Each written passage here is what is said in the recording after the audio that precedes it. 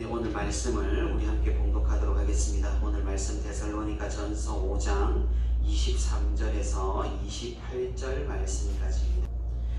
네, 우리 교독으로 말씀을 봉독하도록 하겠습니다. 23절입니다. 평강의 하나님이 친히 너희를 온전히 거룩하게 하시고 또 너희의 온 영과 혼과 몸이 우리 주 예수 그리스도께서 강림하실 때에 흠없게 보존되기를 원하노라. 형제들아, 우리를 위하여 기도하라. 내가 주를 힘입어 너희를 명하노니 모든 형제에게 이 편지를 읽어주라. 우리 주 예수 그리스도의 은혜가 너희에게 있을지어다. 아멘. 네, 오늘 우리 함께 데살로니가전서의 마지막 부분을 나누고자 합니다. 이른 새벽의 시간에 정신도 몽롱하고 참 이해하는 것도 쉽지가 않은데 데살로니가전서 말씀을 분석하고 또 해석하는 그런 조금은 어려운 말씀을 듣느라 우리 성도 여러분 고생이 정말 많으셨습니다. 오늘이 드디어 마지막 말씀입니다. 우리가 이때까지 잘 살펴보았듯이 데살로니가전서는 사도 바울이 데살로니가 교회를 급히 떠나온 상황에서 보낸 서신입니다. 바울은 그들이 뿔뿔이 흩어졌을 거라고 생각을 했지만 데살로니가 교회는 세상의 핍박과 환난 가운데에서도 그들의 믿음을 굳게 지키고 오히려 다른 교회의 본이 되었습니다. 이런 기쁨의 소식을 듣게 된 바울은 데살로니가 교회에 편지를 보냅니다. 데살로니가 교회는 믿음에 있어서는 굳건히 자신을 지켰지만 하지만 소망이나 사랑의 부분에 있어서는 지도자들의 가르침을 오래 받지 못했기 때문에 조금은 혼란이 있었습니다. 그렇기 때문에 바울은 이 편지에 또 종말에 대한 또는 성도 간의 관계에 대한 가르침을 함께 포함을 시켰던 것이죠. 그래서 이 데살로니가 전서는 종말에 대한 신앙이 약해져가는 오늘날, 또 성도 간의 관계가 점점 피상적으로 변해가는 오늘날 굉장히 유익한 서신이라 할 수 있을 겁니다. 이제 사도 바울은 편지의 마무리를 적어냅니다. 앞서서 굉장히 어려운 권면들을 쏟아내었지만 마지막에는 성도들에게 은혜를 강조하고 하나님의 이루심을 알려줍니다. 어떤 부담스러웠던 바울의 권면이 이제 오히려 믿음과 소망으로 바뀌는 순간이 바로 이 마지막 부분일 것입니다. 하나님께서는 우리를 내버려 두시는 분이 아니십니다. 그저 율법을 주고 복음을 던져주고 할 일들을 알려만 주고 관망만 하시는 분이 아니라는 사실입니다. 친히 알려주시고 친히 이끌어주시고 친히 인도해주시고 우리와 함께 동행하시는 분이 바로 우리의 하나님이십니다. 바울은 오늘 본문을 통하여서 이런 하나님을 알려줍니다. 오늘 말씀으로 우리와 함께 하시는 하나님, 우리를 이루시는 하나님을 경험하고 그 은혜로 세상을 이기고 삶에서 승리하는 우리 모두가 되기를 바랍니다. 네, 4장 1절부터 이어진 마지막 권면이 여기 5장 끝에서 온전하고 거룩함에 대한 선언으로 마무리가 됩니다. 평강의 하나님이 친히 너희를 온전히 거룩하게 하시고 23절 상반부에서 먼저 바울은 하나님을 평강의 하나님으로 지칭을 합니다. 사실 여기뿐만 아니라 로마서, 또 고린도후서, 또 데살로니가 후서 등에서도 바울은 평강의 하나님이라는 표현을 자주 사용합니다. 만약 데살로니가 교회에 갈등이 있었다면 평강의 하나님께서 화목케 하시는 은혜가 있을 것이라는 그런 사도 바울의 의도가 담겨 있는 것이죠. 데살로니가 교회가 다른 교회들에게 본이 되는 교회이긴 했지만 당연하게도 완벽한 교회는 또 아니었습니다. 권면을 시작한 4장 초반부에서 우리가 읽어보면 알 수 있듯이 데살로니가 교회 성도들에게는 음란의 문제로 서로 간에 다툼이 있었던 것이죠. 바울은 그런 문제로 데살로니가 교회가 무너지는 것을 원치 않았습니다. 그래서 마지막 권면에서 가장 먼저 이 문제를 언급을 하였고, 마지막 부분에서도 하나님을 모든 것을 화목케 하시는 평강의 하나님으로 묘사하여서 데살로니가 교인들에게 알려주기를 원했습니다. 하나님은 평강의 하나님이십니다. 소망의 하나님, 사랑의 하나님, 우리가 묘사하는 다른 무수한 형용사가 있지만 가장 근원적인 표현은 바로 평강의 하나님입니다. 고린도전서 14장 33절에 이렇게 하나님을 묘사합니다. 하나님은 무질서의 하나님이 아니시요 오직 화평의 하나님이시니라. 무슨 말입니까? 하나님은 어지러움의 하나님이 아니시고 세상의 질서를 만드신 하나님, 화평과 평화와 평강의 하나님이시라는 그런 말입니다. 세상의 질서를 놓으신, 세상의 근원이 되시는 그런 하나님이십니다.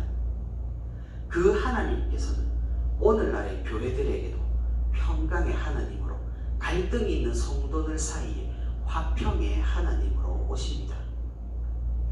이런 평강의 하나님께서 우리를 온전히 거룩하게 하신다고 말합니다. 거룩함이 무엇일까요? 바로 질서입니다. 하나님을 닮아 삶이 악으로 혼탁하지 아니하고 선으로 질서가 잡힌 상태를 우리가 거룩함이라고 할 수 있는 것이죠. 사실 우리는 스스로 질서를 만들지 못합니다.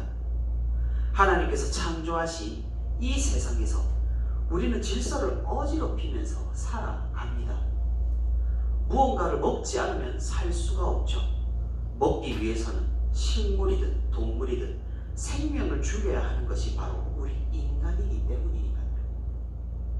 하나님께서 만드신 질서를 우리는 흩어놓으면서 생명을 유지하고 이 세상을 겨우 살아가는 것입니다. 그러니 우리에게 질서가 가득한 거룩함이란 정말 하늘의 별따기입니다. 이룰 수 없는 그 무언가입니다. 도달할 수 없는 저 이상향입니다. 필멸하고 유한하고 어지러운 우리의 존재는 질서 있고 무한하고 영원한 하나님과 가까워질 수 없다는 사실입니다. 우리의 노력으로는 사실상 불가능합니다. 오늘 보면 바로 앞에 바울이 한 권면을 한번 다시 살펴보시기 바랍니다.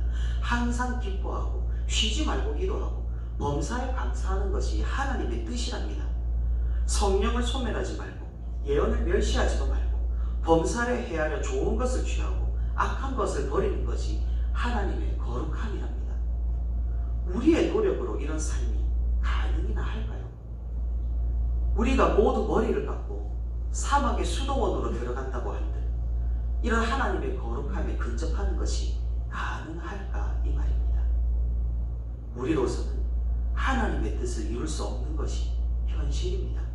우리로서는 하나님의 거룩함에 한 발짝도 다가갈 수 없는 것이 사실입니다. 이런 비참한 우리에게 하나님은 은혜로 다가오십니다. 우리의 노력이 아니라 우리의 공로가 아니라 하나님께서 친히 우리를 거룩하게 하신다는 사실입니다.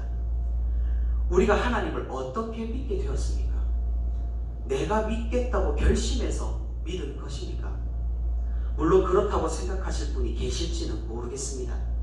하지만 진실은 하나님께서 우리를 먼저 불러주셨다는 사실입니다. 그리고 불러주신 그 하나님께서는 우리를 친히 거룩한 길로 인도하신다는 사실입니다. 우리는 매주일 후회만 합니다. 우리는 날마다 땅에 엎드러집니다. 하나님의 말씀을 듣고 읽고 묵상하고 그 길로 걸어가려고 노력을 해봐도 안 되는 것이 현실이기 때문입니다. 하나님의 말씀을 따르려고 몸부림을 쳐봐도 항상 세상에 패배하여 오는 것이 바로 교회이기 때문입니다. 그런 우리에게 하나님은 온화한 미소를 지으시며 손을 내밀어 주십니다. 십자가 앞에 슬피 울며 엎드러지고 자신의 초라함을 한탄하는 우리에게 하나님께서는 자신을 우리가 이루는 것이 아닙니다. 우리가 노력해서 얻는 것이 아닙니다. 우리를 부르신 하나님께서 우리를 이루시는 것입니다. 흔히들 이야기하죠. 사람을 믿을 수 없다고 말입니다. 사람은 믿는 존재가 아니라 사랑할 존재라고 말입니다. 사실 저도 목회자 집안에서 나고 자라면서 교회 안에서 정말 많은 일들을 경험하고 겪었습니다. 부모님께서 목회를 하시면서 정말로 교회에서 배신을 당하는 그런 고난의 순간도 있었고, 또한 사람들이 하나님께로 돌아오며 눈물로 고백하는 그런 기쁨의 순간들도 있었습니다. 부모님께서 항상 저에게 하신 말씀이 있었습니다. 우리가 믿을 것은 사람이 아니라 하나님이다 라는 말입니다. 그도 그럴 것이 사람을 믿었다가 낭패를 보고 배신을 당하고 고난과 역경에 처했던 적이 많으니까 말입니다. 우리도 마찬가지죠. 사람을 믿었다가 뒤통수를 맞은 경험 다들 있으실 것입니다. 정말이지 사람은 믿을 존재가 아니라 사랑할 존재입니다. 하지만 하나님은 다릅니다. 하나님은 평강의 하나님이시기도 하지만 또한 약속의 하나님이십니다. 말씀하신 것을 절대로 그냥 넘어가시는 분이 아니십니다. 아브라함과 하신 약속, 야곱과 하신 약속, 다윗과 하신 약속, 그리고 예수님의 제자들에게 하신 약속, 그 모두를 이루신 신실하고 믿으신 하나님이십니다. 그러니 우리는 배신당할 염려 없이 하나님을 믿을 수 있습니다. 그 하나님께서는 친히 우리를 거룩하게 하시고, 우리를 부르신 그 하나님께서는 친히 우리를 하나님의 뜻으로 이루신다고 약속을 하셨습니다. 우리는 그 약속을 믿는 사람들입니다. 비록 우리는 비참하지만, 연약하지만, 아무것도 아니지만 하나님의 약속은 우리를 특별하게 만듭니다. 우리가 하나님의 뜻을 이루기가 불가능하고 하나님의 거룩함을 쫓아가지 못한다고 할지라도 하나님께서는 결국에는 우리를 영화롭게 만드실 것입니다. 우리는 종종 불안하죠. 과연 내가 구원을 받을 수 있는가? 이렇게 세상적으로 살아서야 내가 하나님의 은혜를 받을 자격이나 있는가? 그래도 이런 생각을 한다면 그나마 다행입니다. 무감각해지고 타성에 젖어버리고 교회에서 갈등하고 다툼하고 죄를 짓는 비참한 가운데 빠질 때도 우리는 있습니다. 하지만 하나님께서는 그런 와중에도 우리의 손을 놓지 않으십니다. 우리가 언제든 겸손하게 하나님을 의지하고 하나님께 의탁하면 언제나 하나님은 우리를 잡아서 이끌어 주십니다. 우리를 견인하십니다. 우리를 구원의 반열 위에 올려 놓으십니다. 이것이 위대한 복음의 핵심, 오늘 데살로니가 전서를 마무리하는 사도 바울의 핵심입니다.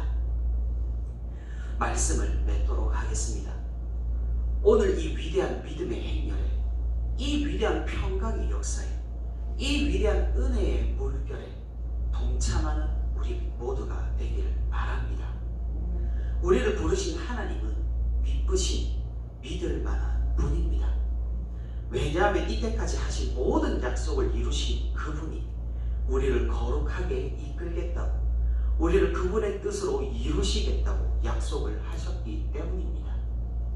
그렇기 때문에 이 혼란스러운 세상, 어지러운 세상, 강자가 약자를 잡아먹는 그런 약육강식에 두렵고 무서운 이 세상 가운데서도 우리에게는 평강이 넘칠 수가 있습니다. 서로가 서로를 짓밟는 이 사악하고 파괴적인 세상에서 우리는 은혜로 평안히 살 수 있습니다. 왜 그렇습니까? 이곳은 우리의 본무대가 아니기 때문입니다. 하나님께서는 우리의 영혼과 몸을 예수 그리스도께서 다시 오실 때까지 흠없이 보존하시고 우리를 본무대로 이끌어 가실 것입니다. 우리 함께 그날을 고대하며 이 세상을 믿음으로 살아가기를 바랍니다.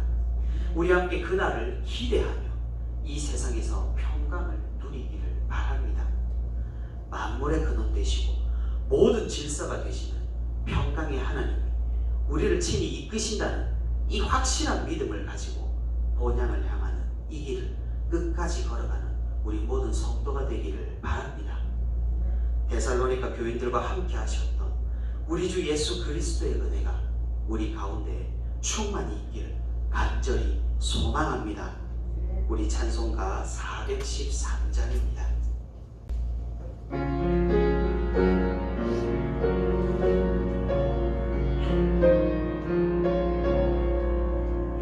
내 평생에 가는 길 순탄하여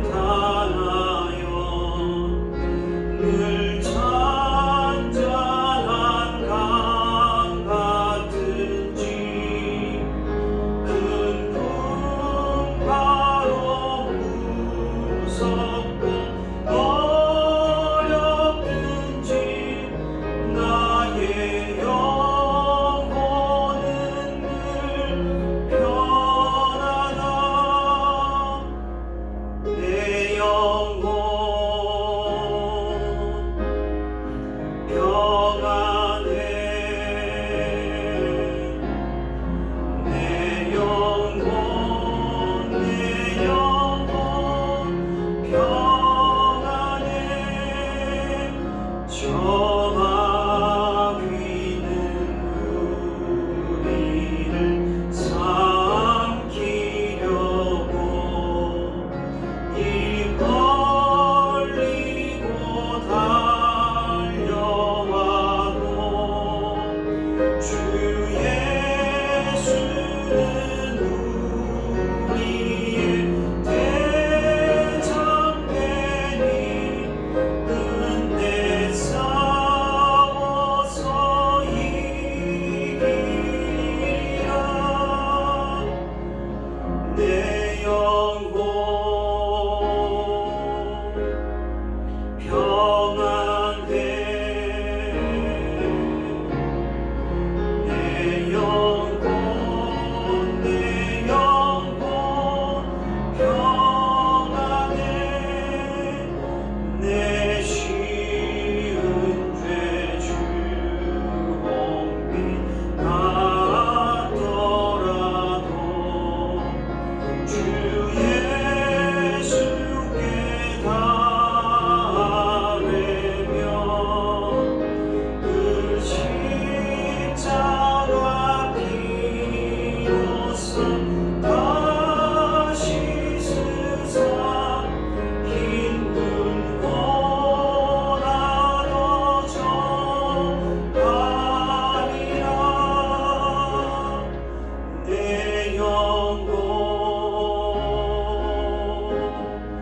평안해. 내 영혼